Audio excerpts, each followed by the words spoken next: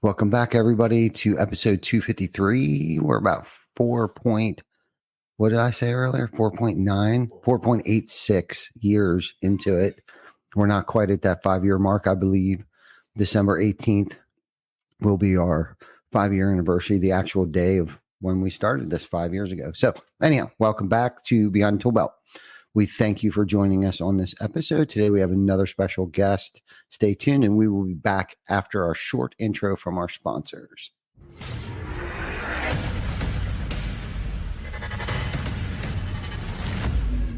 TC Packer.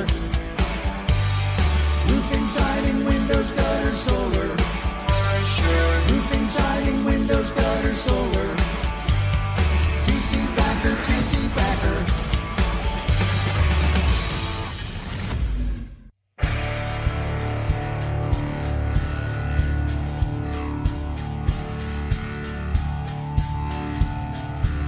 Hey, welcome back, everybody. Happy Wednesday.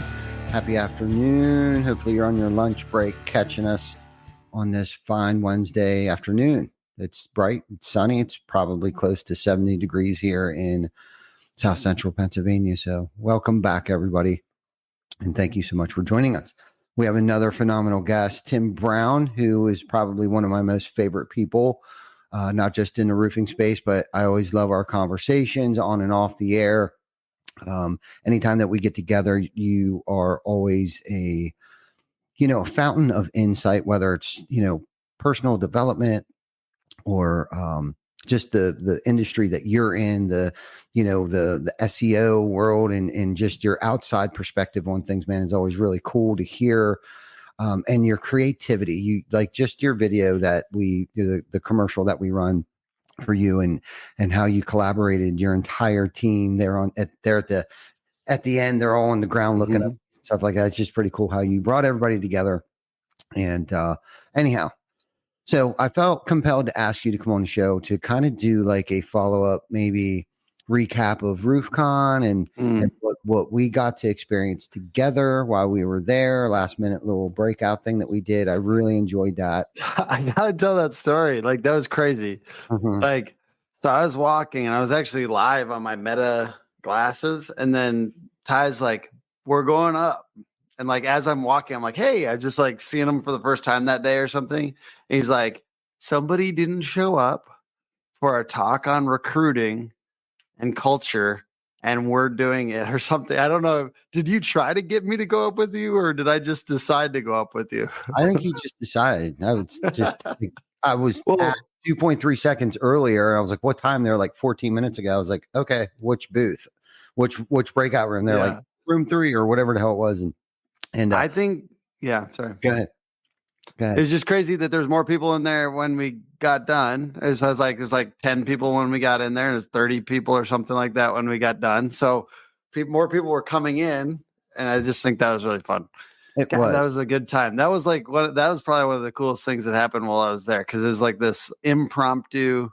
I don't know, just bold move of us to just take on that stage real quick. Yeah, and I think sometimes they're the best. That ad lib, figured out on the fly type of thing, and I think that's where the most raw, vulnerable, insightful stuff comes from, where God just kind of shakes the truth out of you when someone asks you a question. You don't have a whole lot of time to rehearse it or practice it. It's just kind of like you just speak the truth, and it was super cool because, like you said, people were leaving. Literally, as we were walking into the room, people were leaving, but I think when they saw us, they started to come back, and Amanda and Tam actually heard my voice. They were in another breakout and they heard my voice. So they left that breakout and came into our room. So we must have been super loud too. I think I couldn't hear the speaker, so I was like screaming into the mic so people could hear me, because I couldn't hear myself in it. But that was super cool to pour into other people on a topic that I think both of us know enough to be dangerous, but have experienced it enough. We're both entrepreneurs. We both hired people. Yeah. We've been through the ringer on that, and we found what has worked for us over the years of being an entrepreneur. But what was super cool about it, Tim, is I felt like we gelled pretty well, and And you were asking the right questions to the people, and then they were asking us questions, and we were just vibing off each other. It was cool.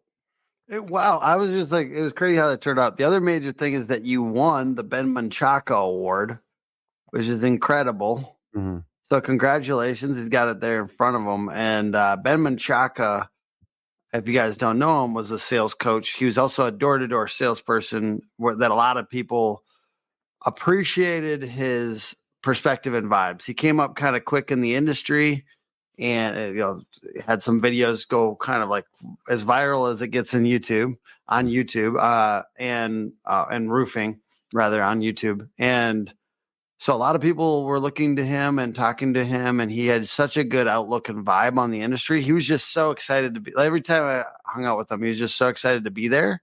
He was like, this is crazy. Like, I get to be involved at the highest levels in this industry, and people are looking to me and talking to me. And he had previously just had some good success on the doors. Mm-hmm. So that was just a good vibe. Like, he was just excited to be there. Like, when you're around somebody in the industry that's just happy to be there and like grateful that they get a shot, God, that feels good, especially in this industry where you can do pretty well.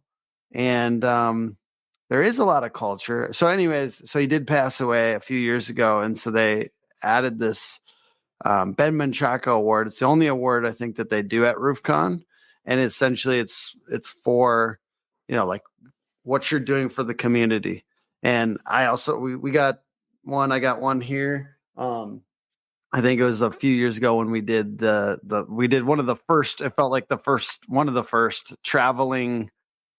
I know there's ones before, but we kind of, like, a lot of people did traveling kind of tours after that, of roofing shows and stuff like that. So I don't always remember that whole thing that fondly, but I will say that's pretty cool that we got that for that. And I think it was a lot, and they recognized that I don't know, I guess we did something good. So grateful for that. And it's really cool that you got one. I think the other person that's got one is Joseph Hughes.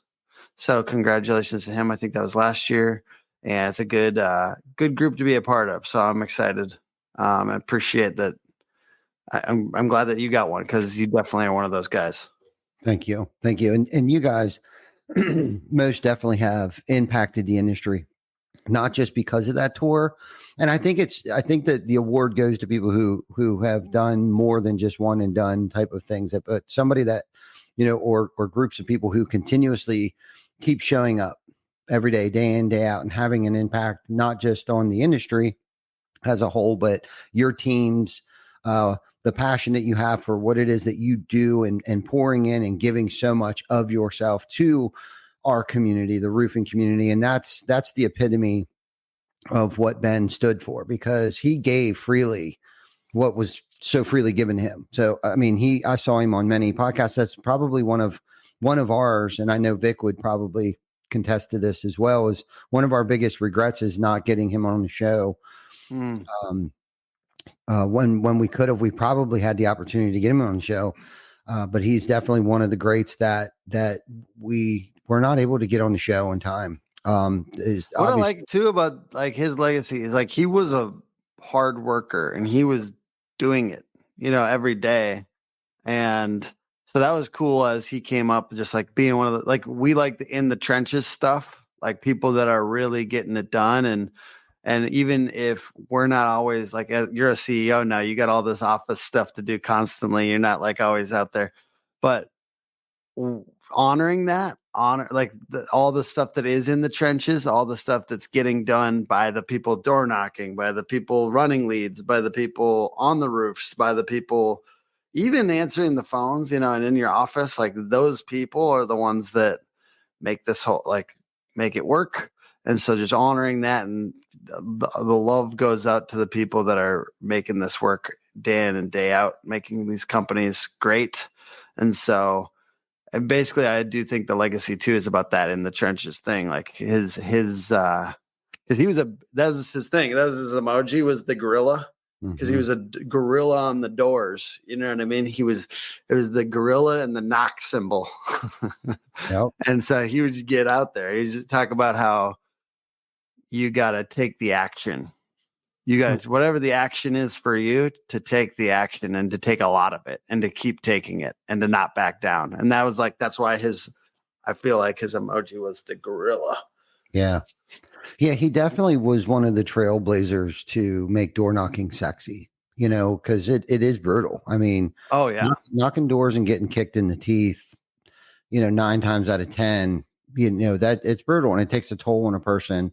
But like you said earlier, he had always had such a bright outlook on things and always was so positive and just gave so much to this community, and would give. I mean, he was on, I don't know how many shows I've seen him on, as far as podcasts and stuff like that. He had a YouTube channel. He's always talking about knocking doors and new techniques and things that he's discovered. And again, like he was just giving this stuff away. Like, I don't even think he was charging, you know what I mean? He was just really getting after it and enjoyed what he did. And the cool thing is that he wasn't necessarily an entrepreneur. He had worked for several different, contractors, roofing contractors across the country, but would also travel to other states to knock doors with teams and stuff like that. So maybe, I guess he was a solopreneur in that aspect of things, but he really went out there and he trained people up and also would, knock doors when a storm would hit in Colorado or wherever, the storms led him to be. Is kind of like he was a freelance door knocker, I guess, there for a while.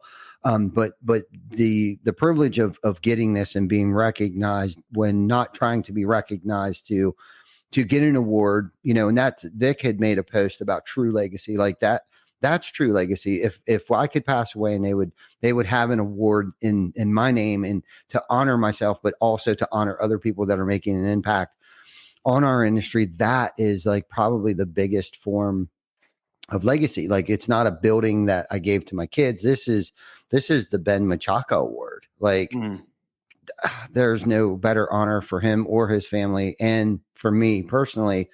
And to be a Ben Machaca Award brother with you and Joseph Hughes and to be in that, I think we all three should bring these to RoofCon next year, and they should have this little thing, the ceremonial, piece where maybe we give the Ben Machaca Award to the next person that has earned it, because this has definitely been, and it's giving me goosebumps as I say, has been earned. And we didn't know we were earning it, but I mean, obviously people who have seen us doing things, even when we didn't think they were watching, so cool. Big shout out to Ben, his mom. I think she was there last year or the year before, maybe, when you guys were presented the award. But I think I was having a baby at that exact moment, so I wasn't actually there to receive it, but it was still so exciting. I think she was there. I wasn't there though. Yeah, it was good stuff. So anyhow, man, we got to collaborate at RoofCon a little bit. Not as much as I probably wanted to, because I always enjoy our time together. Hopefully you're going on the trip with us to Cayman again. I want to go. I want to do something like that this winter. So if it's not, I did love that last week. God, that was so fun. Mm-hmm. Or last year, or when was that? Was that January? This year. It might have been so fun though. Yeah. So it's again in January. So we'll be going to Cayman again. I talked to Eric yesterday. He's actually flying in here probably Sunday. We're hosting Swing for Recovery golf outing. Nice. Monday, the 4th. Yep. Tee off is at 10:30 due to frost. It was supposed to be at 8:30, so we had to push that. So Tam sent out a mass email. So if any of you out there listening right now that plan on attending the golf outing and didn't receive the email yet, we are pushing it to 10:30 where it warms up. It looks like bright and sunny, 70 degrees here in South Central PA. So it'll be a good day for golf. I'm pretty sure we're reaching our goal, our financial goal. All proceeds are going to Roofers in Recovery. Do you guys have is there ability to just sponsor a hole? Totally. Is there still those available? Yeah, I think today, the 31st, I believe, is the cutoff. So that's how much is it per hole? It's like $250 a hole to be a hole sponsor. We're in. Let's go. Okay, cool. Hooks in. I don't know where to tell me where to throw the money whenever, but yeah. I'll send you the link. I may have already sent it to you. Oh, okay. Excuse me Yeah. if I missed it. That's okay. I know you're busy. We're all busy. Busy as hell. And then we got 21 Turkey. I think that falls on the 27th this year, or the 21st, something like that. But anyhow, it's good. It's good to always have you on the show. And thank you for being the very, I think you were the very first adopter of sponsorship. Oh, I was so stoked, dude. You guys are so aggressive with promoting this thing. Of course, I'm going to sponsor. Thank you so much. Yeah. And then Rufel stepped up, and then of course Lead Scout and TC Backer are part of our portfolio companies. So of course we're going to put them up there to be a part of our sponsorship. But I think a good topic today for us, especially experiencing a huge networking event, I guess if you want to look at it like that, anything can be a networking event, like this golf outing, right? Like we're teeing up, no pun, actually pun intended, our golf outing on Monday. We're bringing in a lot of good people. We got GAF there, we got Certainty there, we have insurance companies there. The list goes on of the amazing people. We have local real estate companies that'll be there. So a lot of good people that will be able to network with each other at this event, and networking and partnerships and referrals and stuff like that I've been studying it for quite some time, pretty much my entire career. I've been involved with groups. I met John Stauffer for the first time, probably close to 20 years ago, at a networking group that meets every week for breakfast. It's called EARN, the Executive Referral Networking Group, is where I actually met John. And then we did a Sandler training together. And I actually forgot about that part of it. He actually reminded me of the Sandler part of it.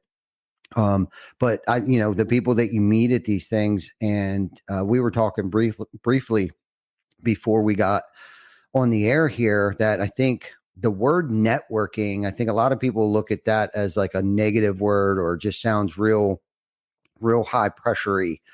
I don't think people understand, like, the network, your network is your net worth, right? Like we're here today and still doing things like this due to our partnerships that we've created going back 15, 16, 17 years ago, of people who we did work for then that we still do work for today, plus their circle of influence, right? Like, so they've referred us to other partners that we do work for today over the years.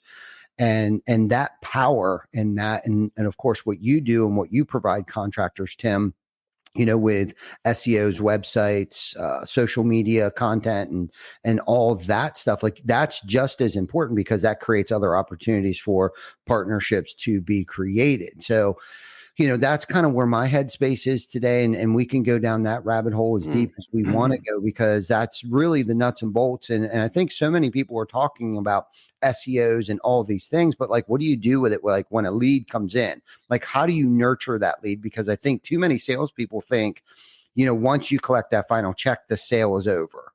Right. And the answer to that question is like, the sale is never over. And when I say that, Tim, what does that mean to you when I say the sale is never over? Yeah.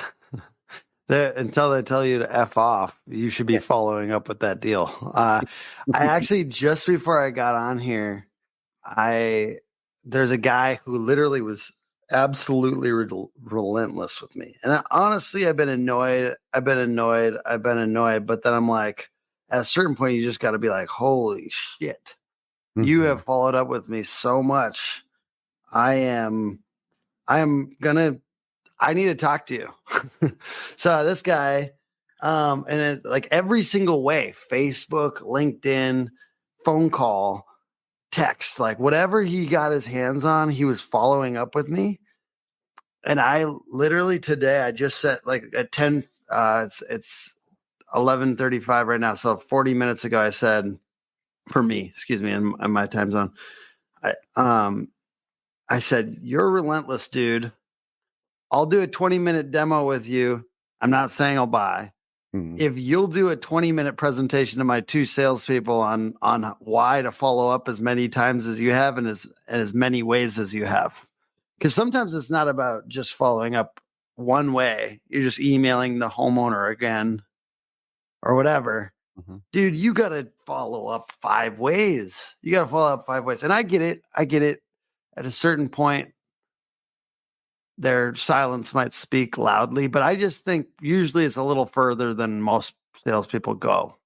Like, and if you're trying to talk to them twice and then you're done, why? If somebody expressed interest in your company, if somebody expressed they wanted to work with you at some point, why are you giving up like that? So absolutely, I think follow up is absolutely key. And you're talking a little bit about like the real end goal is relationships. The real end goal is partnerships. The real end goal is that we got leads coming out of our eyeballs from all the people that are trying to send us business. But I think SEO and any lead gen activity, like really hardcore lead gen activity, is we need to have our own audience and our own customer base, and we want to take control. So we're trying to take control, and then we're more useful to other people. You're a better partner, I bet. And every contractor out there is a better partner because they know how to get customers directly, not from partners, not from referrals. Like if you know how to get customers, like, and I have 5 ways, and you should have 5 ways to get customers. You should always have like 5 at least kind of aggressive lead generation systems. And one of them could be partnerships, right? But if I've got a bunch of other ways to get customers, then I have more to share with my partners because now I'm getting stuff that they wouldn't have got. And I can, like, let's say it's an insurance agent, or let's say it's a realtor. Let's say it's another home service business that I like to refer. We have this other audience that we got somehow, right? We got these customers, and then you have more to share. So the real end goal is always relationships. The real end goal is always referrals. The real end goal is, because they close at such a higher rate, right? Like 1-to-1. But like in the meantime, I don't want to just sit around when I am not getting as many referrals or clamor on my partner's doors. Like, why aren't you sending me stuff? Like we need to let's go to the homeowners directly. Let's knock around jobs at least. Let's do ads. Let's get ourselves out there. Let's extrovert out into the world. And that, hey, we just got done with RoofCon. So I'll work in a little bit of like summary. Like there was a little lighter lead flow. Let's just be real about that. Some people said to me, like they're talking about volume of people at the show.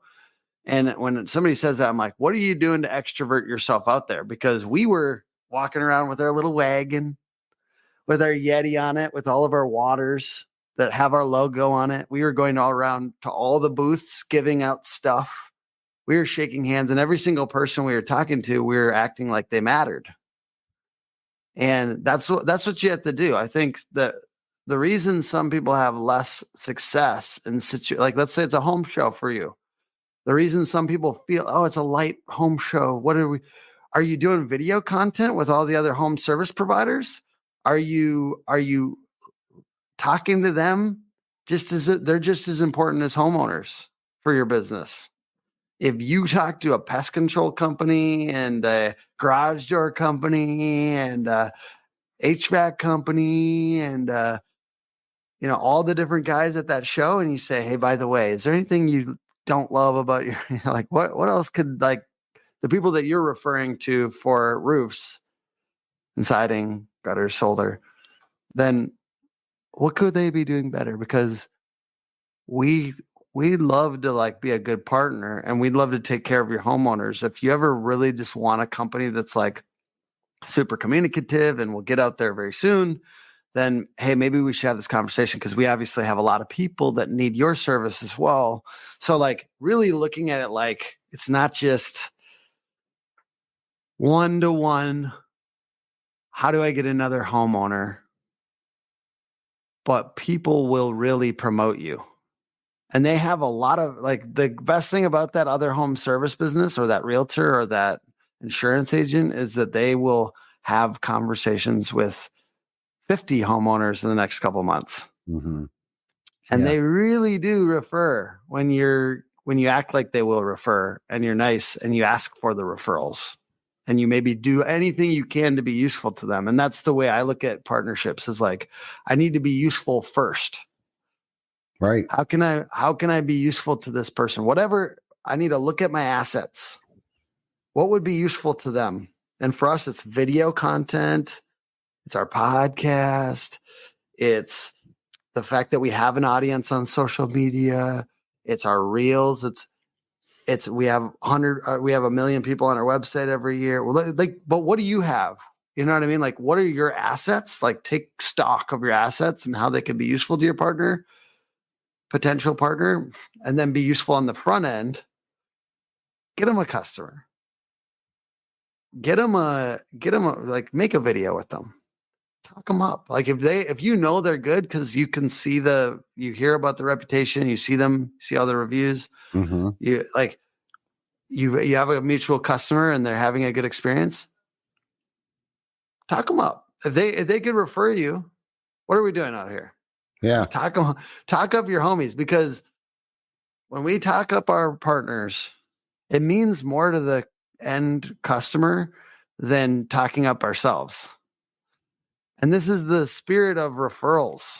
The reason referral deals close at such an enormous rate is because it's one person telling that homeowner that this company is good. Mm-hmm. And I have one, I'll make it a minute story to like solidify this point. Crazy enough, we have a lot of competitors that refer us. Either they have too many in one market, or partly because we refer them. We have a couple competitors that we think are actually good. And I'll give like a couple examples. Ascend Digital Marketing and Best Roofer Marketers. And those, generally, we've heard good things about them. They have good reviews. You know, I'm looking at the like types of work that they do. I've seen examples of, you know, good graphs going upward from our tools that we can see. And so we refer them. Somebody asked one of them recently, like, who else if not you? And they said Hook Agency. And that person asked for an introduction and closed, which is wild. And respectfully, I know I owe that guy. I know I owe him one. You know what I mean? Like, because that's wild. And that usually doesn't happen. But just like people that are right around the time that they might be purchasing your thing, you want to get referral partnerships going with them. Why not competitors every once in a while? Maybe not that exact scenario, but like, it is crazy. We've probably gotten more referrals from other marketing agencies than any other like referral source, which is wild, which means you're doing something right. Yeah.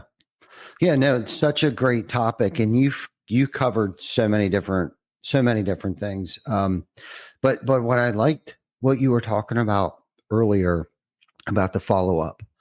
Okay. Like, when it comes to touch points and things, this is what went through my head, right? I think before homeowner even calls you, they need to have like 11 to 15 touch points, right? If they don't know who you are. So when you were talking about like, you know, you need 5 different forms of follow-up. I wonder if there's like a psychology to that, where it's like the follow-up rule, like there's a touch point rule, like you need to get yourself out there so people see you at least 13 times before they call you. So I'm wondering if there's something to that. Like, is it 5 forms of follow-up, right, before they call you back? If you've already presented the estimate and they kind of ghosted you, do you follow up 10 times, 5 different forms of it through LinkedIn, email, text message, phone call? You know what I mean? Like, so I think there's something there. I'm not sure. I'm not that smart, but I think we should do some research on that. The other thing you were talking about too is referrals, and referrals work both ways, especially if it's B2B. If it's B2B, so perfect scenario. So we had a client who I'm sure came from a referral, which actually did come from a referral, John's networking group.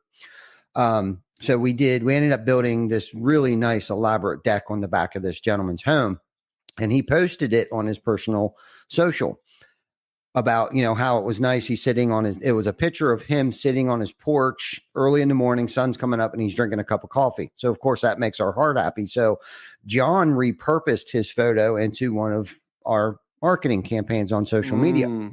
So Vic and him are actually going to go out and get a testimonial from him. But not only are we going to do that, they're also going to plug his business. This gentleman also owns a business. So we're going to kind of like, I don't know if we want to call it cross brand, but we're going to plug him.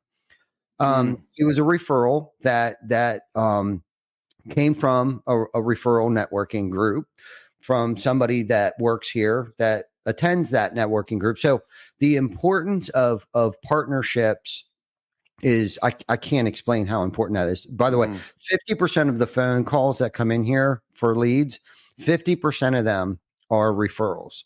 Amazing.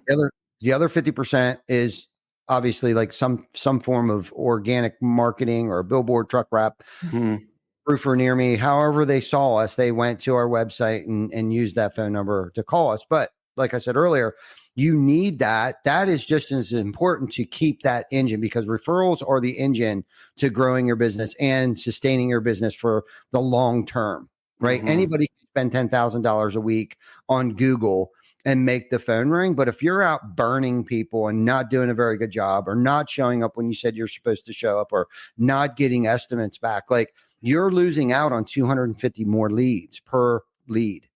Okay. Because a human being, us as an individual, and this is just kind of the law of averages. If I would die today, 250 people would show up to my funeral. If I was getting married next week, 250 people would show up to my wedding. That is called the circle of influence. Each individual has 250 people on their contact list that they have influence over, that they could recommend somebody else to do a service for them, that they would trust them. They would trust their referral. Okay. So if you lose a contract, if you lose a lead, essentially you've lost 250, potentially 250 more leads. And I don't know if people know that, but that's a statistical fact. Okay. So I just wanted to get that out there. And if you read the book, I think by Bob Berg, Endless Referrals, he calls it the sphere of influence. So again, I've kind of studied this for a little while. The other thing I wanted to talk about, the John and Vic story. Vic and John are going to go out and do this testimonial with this other business owner that we performed our services to. And then giving more, like you were talking about, you were at RoofCon giving more than what you were receiving in payment, right? You were giving more value. You're auctioning off a cooler, you're giving waters away. And that's kind of what we do at home shows. You were talking about home shows. So when we go to a home show, and especially the one here in York County, we get this huge booth. Like it's amazingly big. And fortunately, we're a construction company. And we have construction workers that work for us that can build an elaborate home show booth, studio behind the tool belts there, because you touched on doing content. And we've done that for a decade. And but not only that, we also set up a local, we use a local coffee shop. We have them come in, we build them a coffee bar. We don't charge him anything. We're plugging him. So we're networking with Belmont Bean. We're giving him kudos. And in exchange, he gives us his coffee for free and his people's time to come in and barista, or be the barista. I don't know exactly how to, but he brings in 2 baristas at least. If not, he trains one of our team members to become a barista to serve coffee all week long to our worthy rivals, to anybody and everybody. So what my point is that we are giving at the moment, before you even sign up for an appointment or a contract, we are giving more in value than we were receiving in payment. So we're giving coffee away. Anybody that signs up for an appointment, we give them an umbrella, like, thank you. We know you may not go with us, but here's a gift. And metaphorically, an umbrella has you covered. So here's an umbrella, and we're giving hats away. We're giving t-shirts away, because we're not necessarily there to set appointments. We're there for omnipresence. We are there for brand impression. Like, this is the impression we are perceiving. We are radiating out to the general public, where 3,500 people might come. But we are also going live and reaching tens of thousands of other people that, hey, we're TC Backer, and we're here at York County Home and Garden Show.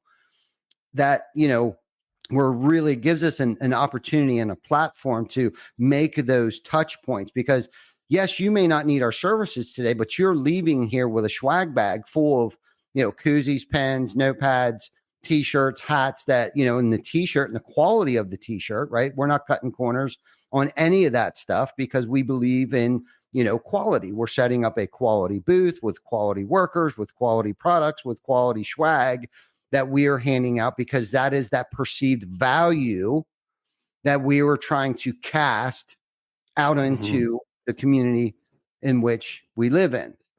So home shows are huge, not only for omnipresence, but it is also great for re-recruiting your team and the fellowship and the camaraderie and everything that happens while you're there. But you're also setting yourself up, a couple of things here, for recruiting. We've recruited other salespeople from other companies at our home shows because they're like, holy shit, I want to come work for this amazing Ringling Brothers circus thing that you have set up here. Like, this looks really rad, and I just want to work for you guys. But the opportunity, and you mentioned earlier, to network with other local contractors. And I don't know how many actual remodelers that we've referred there, BLM.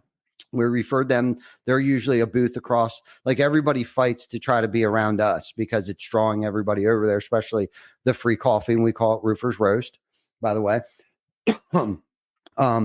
But we referred, and we've also been able to pick up. I wish that you guys would also roast the person coming a little bit. Yeah, remember that? Remember that restaurant with like the hats? That's like Dick's Last Resort, where they roast you while they're maybe the average home show person can't appreciate that, but I just kind of wish that it was part of it. You should show up, and then we could roast people together.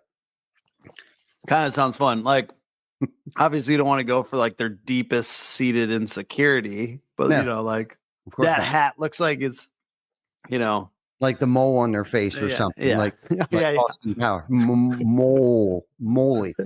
The line would be scary to tread on that one, but for sure it'd be fun. Yeah, it would be fun. Maybe we can roast them behind their back. That way we don't offend anyone. Yeah. No, you're talking about the 5 touches, right? And that's also like the brand ends up being 5 touches. Like you have billboards, you have all these other types of things. People see you, the trucks. So we see those things, the yard signs, the trucks, and the billboards as part of that touch system. And that's one of the reasons when we're at these trade shows, we're like, how do we get our brand just like everywhere?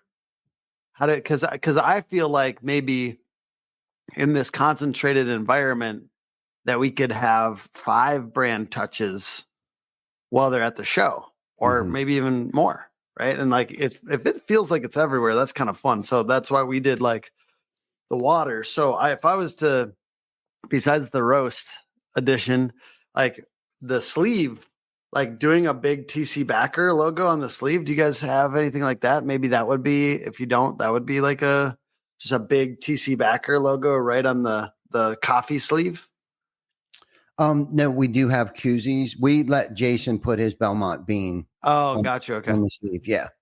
Valuable real estate. What a great partner. Right. For you letting him do that.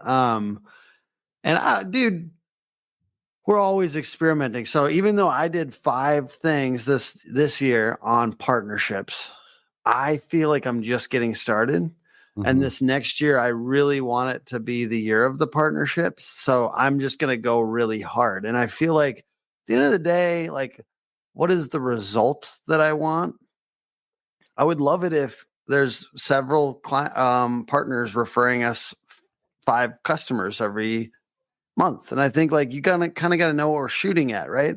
And maybe a long time down the road, it's 30 customers coming, because there's some of these professional groups like shout out to some of our partners like Limitless. They help roofers get discounts on things that they're working with. Shout out to Revolt. Shout out to all these industry groups that are kind of masterminds. And I think the mastermind component is coming up in roofing. And I'm so happy about that, because I think I've been talking about that for years, how, in HVAC and plumbing and some of these other industries, they have very mature masterminds. And I really hope that this continues in this direction, because I don't think it's just about gurus and coaches, because it's very easy to devalue that if they're not in the game now. And I think like, okay, so how do we still learn and not get like skeptical of the information? It's masterminds. So the better masterminds we get, I think this industry is going very fast on that. And I think it's already getting really good. And I'm proud of our industry this last 5 years and its growth in that area. But yeah, I'm just like looking at this partnerships thing is like the number one priority for us in 2025. Mm-hmm. And even though I think one mistake that I've made in masterminds is always going to the top person or trying to get to the top person in that group and then be like, hey, would you make us an official partner? And like, I think that there's probably a principle here for home service businesses and roofers. Like, I think about the new way I'm going to be is like, how do I get in front of your whole group? How do I get in front of your whole team, the team at your organization, and give them value, the team, not just the top person? Because once you look at the team, they're the ones always talking to the customers. And as we get to in front of the team, let's say I'm starting to prepare like a talk for reps of companies. Hey, this is my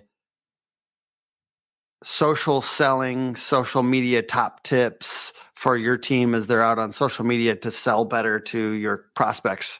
And maybe like it's that multiple touch follow-up thing where you're not just like calling them, you're like messaging them on different platforms or whatever. It is kind of crazy how that works. Because if you're talking to them 5 different ways, like it's hard to say no. Anyways, it is kind of scary because as a prospect, it's a little intense. But so my plan I'm just more saying where I'm going. I've been at the like try to talk to the top person and then make the partnership happen there. And now I'm like, I'm going to look at the team. How can I be useful to their team in groups of people? And I think like that goes easily for roofers and contractors. Hey, go to the realtor organization and talk to them about what they need to know about roofs as they're selling homes and buying homes with their customers, and the groups of insurance agents, the groups of other home service businesses. How can we get in front of the groups and share value to the groups? And that's another reason why, as time goes on, like being good at talking on stages, like getting a little bit more fluid with that. I've gotten roasted, dude. Mm-hmm. I got roasted by Dimitri. I got roasted by John Cenac. I got roasted by Jim Johnson, people I deeply respect. And they're like, dude, like they've in the last 2 or 3 years, because I've spoken a lot and gotten to speak in front of people that it's crazy that they're even listening. But they each gave me some direct feedback, and I took it very like it hurts. Mm-hmm. It hurts, but I'm like going to grow from it. And so really it's getting reps in. And I think I've gotten a lot of reps this last few years. I've gotten like 30, 40 times to speak. And eventually, if I'm concerted effort and I rehearse, I get better and better. And it helps everything in your life. Like if you get better at public speaking, God, that helps everything, right? Meetings, sales calls, everything. And like, I want to be in front of 20 people, 50 people, 200 people that could refer us. I need to get clearer and more concise with what makes us different. And I need to get a good vibe, give them a good vibe about our company, which is hard sometimes because sometimes I'm not like in the best mood, but I got to fucking get up there and do something. Yes. And I think it's like, I care about you. I care about like, if I'm in front of a group of roofers, I care about this industry. I want this to be good where we're working on this together. This industry is getting better and better and getting more professional and modern. Mm-hmm. And then whatever group you're in front of, like, how do you align with their beliefs and values?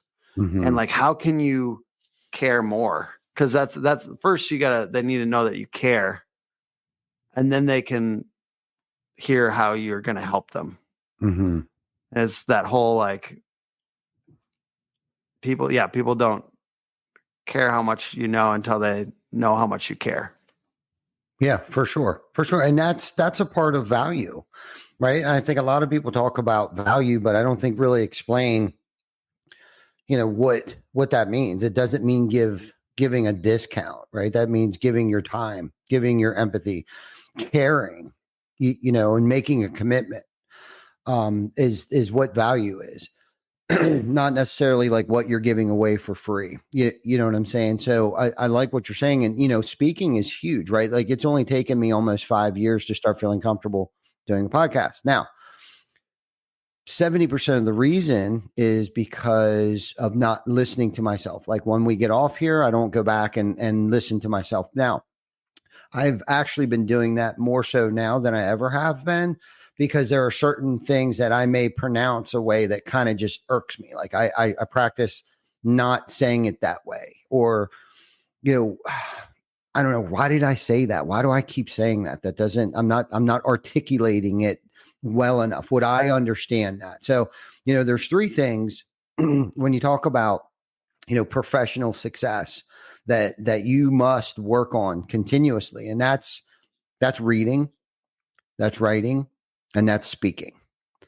All of the most wealthiest, successful, popular, inspirational people, from John Maxwell to Ed Milet to Tim Tebow to all of them, all have studied things. They read very specific topics, right? Not just general knowledge, but very specific things, right? So they can speak intelligently about that specific topic. And writing nowadays, kind of like everybody's cheating with Chat GPT, which I think is going to, at some point in time, not be very conducive, just like GPS, okay, in your car. Like I almost can't travel anywhere without GPS. I remember the days where I needed like a map in my car. You know what I mean? Where we'd have to get around town or wherever to try to find something. We map quested or whatever the case might be. But now we got a GPS and it's like really spoiled me. Okay. I think Chat GPT, I think the world of it. I think you need to use it and apply it, especially when it comes to marketing and things of that nature. Like AI is definitely, you got to get out in front of that stuff right now. It's huge. But I think if we get away from actual notebook and note taking and journaling and those forms of, whether you're using it as an outlet or to get the head trash out prior to having a confrontational conversation, I think we need to really master and hone in our skills of writing, reading, obviously read everything, listening to podcasts, going to events, things like that, and learning how to thread viable sentences together to be impactful. Just noting real quick, I was in a brainstorm yesterday with Dave from Dope Marketing, and because we're working on some website pages for him, and I was like, I was like talking about differentiating features. We really focus on this, like you really want to figure out what three things you're doing differently than a competitor. You want to understand, like in his case, direct mail, whatever, and yard signs. We want to understand what specifically, as specific as possible and as unique as possible about what your company does that's different than competitors. And in that case, he's like, let's just use ChatGPT, but ChatGPT doesn't have the context that you do on your competitors specifically. Let's say like he had like 5 or whatever, that like postcard stuff. It's like, what do you know for a fact that they don't do that you do? And like, that's the key, is context. So if you give ChatGPT all the context, it can be a good brainstorming tool. And it's good on the front ends of things, and it might be good on some cleaning up of things. Sometimes I use ChatGPT to strip emotion from an email response, because I can feel myself getting a little frustrated, and I'm like, I just don't know how to get rid of this in this content of my email. Please make this less emotional. So it's like, sometimes it's good on the very tail end after you've done some thinking, and sometimes it's good for like strategic, like organization. I don't think we can all see, like when you're posting from Facebook or and it's ChatGPT, like, so you want to like blend those. But anyways, I was just saying, like, no, we can't do this because it doesn't have all the context. So right now it's about, if you give good context, but in this case, we're really trying to understand these key words that would really be sticky to people to fully understand. And it's like, it's simplification. And I was talking about that in my talk. By the way, you and I talked together, and I had people the next day that came to my talk, I think, because they got a preview of the vibe, and it was good. And my biggest takeaway, I had everyone write down, what are 3 things from your reviews Like, look at your reviews on Google. Where are 3 things that people are saying more than once that are actually different from competitors? And then how can you broadcast those 3 things more often? Simplify down to 3 differences, and then broadcast those more to, videos, to Facebook posts, to, Google business profile posts, to on the website, to at the end of a blog post, to in your podcasts, or on when you're on other people's stuff, if you're ever guesting or with other people. So then it's like these things are going out there over and over and over again. And ours are consistent, custom, and in the trenches. So us being in the trenches is a big difference for a lot of people, that most agencies are not kind of down in the weeds trying to understand their customer as much as we are, and getting out on job sites and doing roofs occasionally and going and shadowing high performers and stuff like that. Like, just less of that in the agency world. So that is a real difference, but we keep on hammering it. It's kind of because we get sick of it. And I was at the Timberwolves game last night with Dave, and I pointed out, look at that Sprite billboard. It was "Obey Your Thirst." Do you know how long they've had that motherfucking tagline? It's got to be like 35 years. It's been around. That thing, like the last 20 years at least. Obey your thirst. You know how much discipline and like to be that consistent with one tagline for that long is? It's repetition. Once you get your differences, once you get a tagline that works, it takes a whole ton of restraint to not replace that going into 2025. And I think that's one of the most valuable things you can do, is just be consistent. Stick with the current thing, the tagline, stick with your messages. Once you get your messages, stick with them. Make them sticky and stick with them. Yeah, no, I like that. Figure out what's sticky, what's going to keep people sticking around, or have you, stand out over your competition, and I'm sure you've read Blue Ocean Strategy. That's a great one. Big one. That's kind of what they're talking about. Like, where everyone's over here in the red ocean battling it out, you always gotta try to stay on top of it. And I think over time, once you figure that out, that's where the real challenge is. Like, so how are we going to stand out, but also restraining yourself so you don't try to reinvent the wheel? Because if you're already standing out and it works, and staying consistent with that, right? Like, not moving away too far from that because you want to try and experiment with other things. But John and I just had this conversation, like, so what are we going to do this year, right? Coming up on 2025. And we've been talking about this for a minute. Like, we're not going to wait till January 1st and decide, okay, what is our big push? We're already working on things, and have been for a minute, because sometimes it takes time for things to come to fruition. SEO, it just takes time, right? And there's other marketing tactics and skills and things out there that just take time. So we're seeking our next, Blue Ocean strategy as we speak right now to, what is it, whether it's value, whether it's, I don't know, a tagline, there's just, and I tell you one other thing is like, being in our industry, it's difficult not to become so fixated on what everyone else is doing in our industry. You got to open your eyes and see what other industries are doing. Like you had mentioned Sprite. Okay.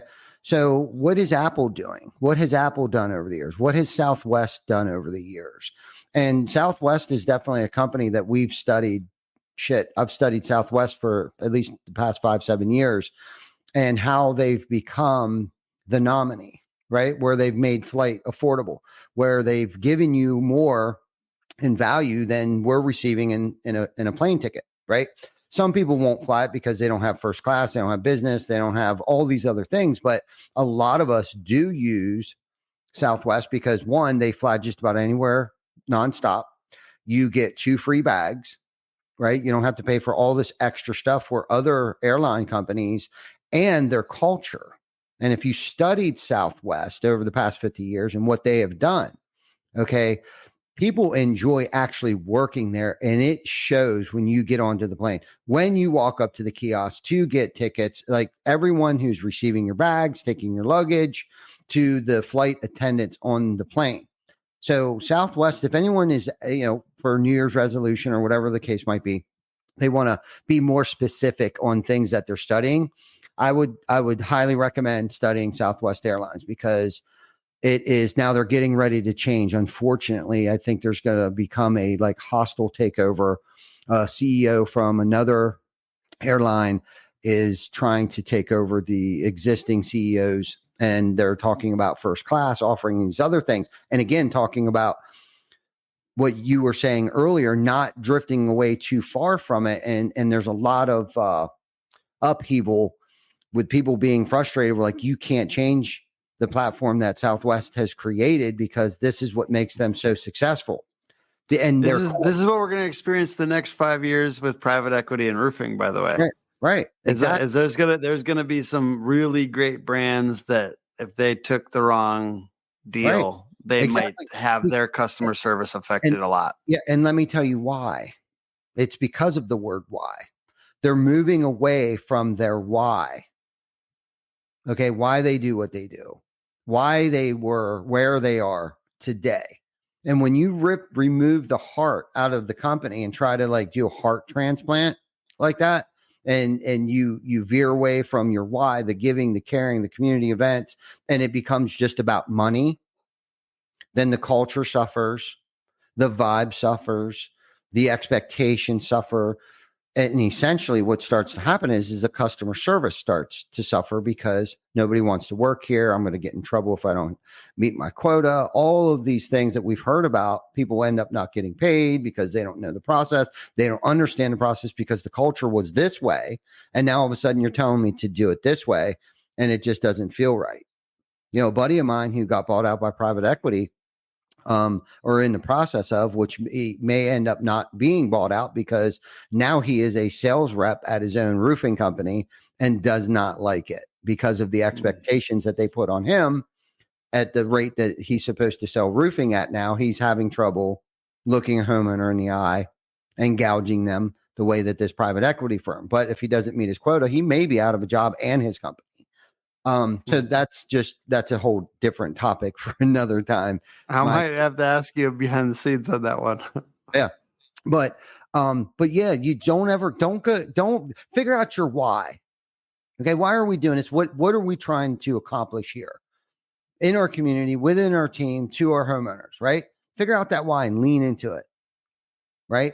And make that a part of your brand. Make that a part of your marketing. Make that just radiate everything you do, right? Speaking of this why thing, because last night, because we're talking about ChatGPT, we're talking about the why, and I'm going to mix them together in a very weird way.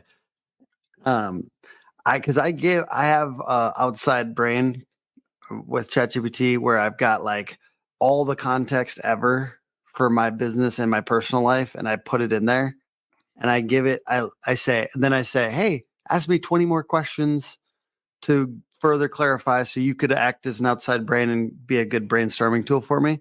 And I asked it for if you had to come up with a 2-sentence purpose statement based on all the context you have for me. And it said, to lead with courage and clarity, empowering my family, team, and clients to grow and thrive. I turn challenges into opportunities, build powerful connections, and inspire relentless growth, all to create a legacy of excellence and generosity. And I was like, all right, that might be it. Oops. Yeah. But I've given it so much context. I give it all of my leaders and my key people on my team, their why, and this is their next big goal. And so I'm giving it more and more, because I'm trying to use it as a brainstorming tool. But I actually really like that. So maybe I'll do a little tweaks on that. And I like having the idea of having a personal purpose statement, though. I feel like is cool. Mm-hmm. Yeah, for sure. And there's something else I wanted to mention too. Figure out your percentage of calls that come in are referrals, right? And anyone listening right now, and even for you, Tim, because I know you're going on a mission of building partnerships and stuff like that. And let's just say 10% of your calls that come in, or your leads or whatever. If it's 10%, make a goal to make it 20%. If it's 50%, make it 60%. Like, have a partnership focused company. Your sales rep should be continuously thinking about, partnerships. How can we partner with these people? How can I ask these people for referrals? But not just being the one, it's reciprocal. It's reciprocal, right? Like, what have we given in value, right? Where we feel as if we can ask, especially if it's a homeowner, right? If we did a good job, we did a great service for you. Would you use this again? Yep. Okay, great. Would you give us a great review? Yes. Yes, I would definitely give you a review. Okay. Is there 3 people in your life that you think could use our services? Right. Well, absolutely. My daughter, Aunt Susie, Aunt Bob, Joan, across the street, blah, blah, blah. Right. Don't be afraid to ask for the referral. But also don't be afraid to partner, like you had mentioned earlier, with other companies. We've partnered with a drywall company and painting company. Anytime that we come across, like, we could do it ourselves, but we just found it more impactful to give it to Ronnie. Ronnie does all of our drywall, all of our paint, insulation, things of that nature. And then he reciprocates that back to us, right? It's got to be reciprocal. We can't be just taking, asking for a referral. We need to be the ones that are the connectors, right? In these relationships, we need to give more, right, in value than we're receiving payment. So for Ronnie, we've given Ronnie definitely way more leads than we have received lead. But it's not, and networking, I think a lot of people think too, it's about keeping score. That this is not about keeping score tit for tat. This is about being the connector, introducing other people to other clients, other services that we don't provide. And going back to your question, yes, we have referred our competition to certain clients. We have most certainly done that. Have they done that for us? No.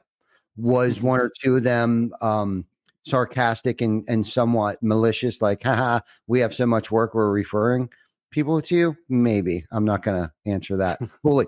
But I'm just saying, don't be afraid to refer people to other people. Be the one that's out there actually referring people before you're actually asking for referrals. And if you want to feel like it's a flex too, it is kind of a flex. If you got, it feels good. I've referred people that hate me because I know what they do. They do a good job on their service. And I will continue to do that occasionally. And I think it's funny if they, if I can refer them 3 people a year and they hate me, I don't care. Because if that's the right thing for that customer, that's the right thing for that customer. I'm always going to, it's not just about creating referral partnerships and whatnot. It's about getting the customer to the thing that's right for them. At the end of the day, that's all that really matters. Truly.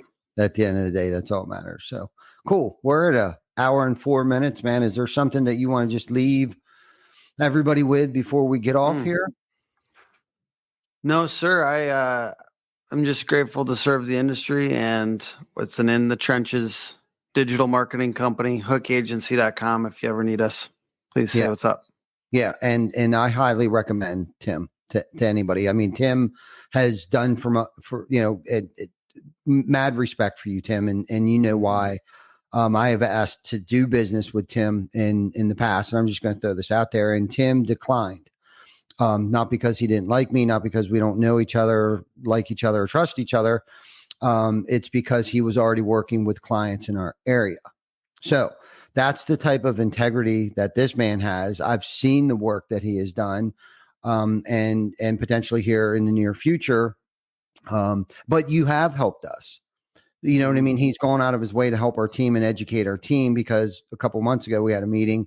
What tools, what resources are we going to need in the next 3 to 6 months to accommodate the monster that we've built moving into 2025? And one of those things was our marketing and digital campaigns and content creation and stuff. And both John and Vic asked if they could have some time with Tim Brown. So even our company and those with my teammates know that Tim's a badass, and the only person that they had brought up that they want to work with, and that's John and Vic, wants to work with Tim Brown on some certain things or projects that they're working on right now. So Hey, you know what? I'm learning from those guys too, man. John, we were talking about the Sandler training thing. I know we're wrapping up. Excuse me. Yeah, that's okay. The soft goodbye here. Yeah. Sandler training, and he was talking about how we were talking about negative framing because he was talking about getting like backstage or something at an Eagles place, and he's like, you wouldn't be able to help me. It would be too much to be able to help me get to the spot in the back area of the Eagles stadium, and the person, because he said it in a negative way, that negative framing actually increased his likelihood. So I like learning. You got smart people on your team, man. So I'm learning from them as well. Most definitely. And that's when you know you have a good culture. So having said that, if you haven't liked, loved, subscribed, shared this, or if there's anything that you guys want to hear us talk about, please put them in the comments. Until next week, you guys stay safe, stay rad, and enjoy this awesome weather that we are experiencing for at least another week. And if you haven't signed up for our golf outing, get your butt down here and sign up for the golf outing. That is November 4th at Regents Glen. We sponsored a hole. There you go. We sponsor a hole. You sponsor a hole. If you can't be there, be cool. Be part of the industry. Roofers in recovery. Gang, gang. Gang, gang. Until next week. See you guys.